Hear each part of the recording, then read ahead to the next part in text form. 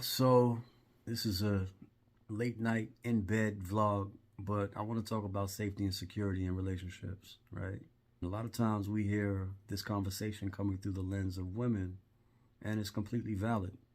Basically, just talking about all the different ways in which they don't feel safe or secure with men or the men that they're with, or, whatever the context is at the moment. It's valid, right? That's my point. I want to know how many women are aware of the fact that there's a lot of men who also do not feel safe and secure with you all either. Obviously, this is not a blanket statement. This doesn't go for all women, but it goes for who it applies to, for both men and women. And before the end of the video, I'm going to talk about ways in which men don't make women feel safe and secure either. So let's be honest, even the most powerful, confident, secure men, honestly, it's even easier for men like that to be able to recognize and understand when they are not safe and secure with a woman. It doesn't present the same way. It doesn't translate the same way as when a woman doesn't feel safe and secure. For a powerful man, safety and security from his woman is peace. It's joy. It's fulfillment. It's nurturing. It's trust. It's confidence in him and herself. It's loyalty. It's being who she is in all her glory. A powerful man doesn't want to see you subjugated, and he won't subjugate you himself, because it's not about that. Leadership is about servanthood, right? The best leaders are the best servants, and vice versa. Any powerful man that's worth his salt, he's not looking for a weak woman. He doesn't want a woman that's not intelligent or doesn't have wisdom, but he does need you and require you to be exactly who you're made to be.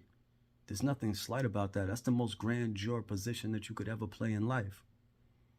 It's not subjugation. It's not subjection to anything evil or out of pocket, right? But that's what that man needs you to be. And when he senses or sees in any form that you put the things of this world and you put the fancies of the world before him, he knows he's not safe. He knows he's not secure. For any man, anywhere he's at on the spectrum, there's something innately that knows that there's a specific dynamic, a coexistence that's supposed to be shared between men and women, especially the woman that we choose to be in relationship with. There's a lot to it. This part is for my brothers right here. Women want to feel safe and secure, and a lot of the ways in which we fail at providing that feeling and that reality of safety and security, yes, obviously in part there's a financial aspect there, because we're called to be protectors and providers. In a world like this, many of the ways in which we protect and provide do come through financial means, but that's not the extent of the feeling, right? The reality of it is that providing safety and security is that you're allowing her to be who she is. Yeah, she might be way more emotional than you. Hear her out. She might be worried about this or that. She's a nurturer. Hear her out. She might be a little long-winded when she's passionate about something. Hear her out. Don't make her feel like she's not heard or seen.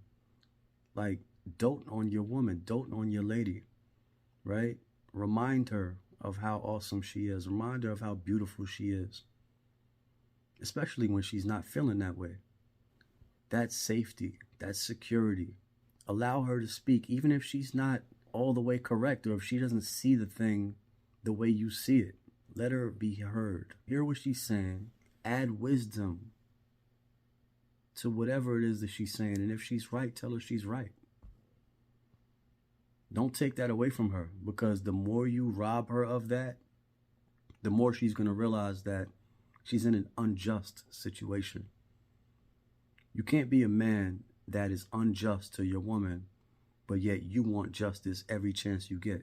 It doesn't work like that. You have to be the leader. You have to be the example. She's not going to want to follow you. She's not going to follow you willingly when she knows that you're an unjust man, especially with the person that's closest to you, which is her. You'll never get what you want living your life like that. So back to my sisters. I say this because I care. Like, I really care. I know so many dope women that, like, just have gone through a wide array of experiences, many of them at the hands of unjust men, unfortunately. And to be fair, I've been an unjust man. Times that I've been unjust or haven't been really right, I grieve those experiences. You understand? Like, I get that it's all a part of the learning and the growing process, but I don't gotta like it. You know what I mean? I don't like to see myself in those previous years or when I really wasn't focused on the right things and therefore could not be an effective leader. So, that's just the reality of it. Like, we're dealing with real people. We're all human beings, and we all innately have this sense of what is needed and what's required to be a leader and to be of service.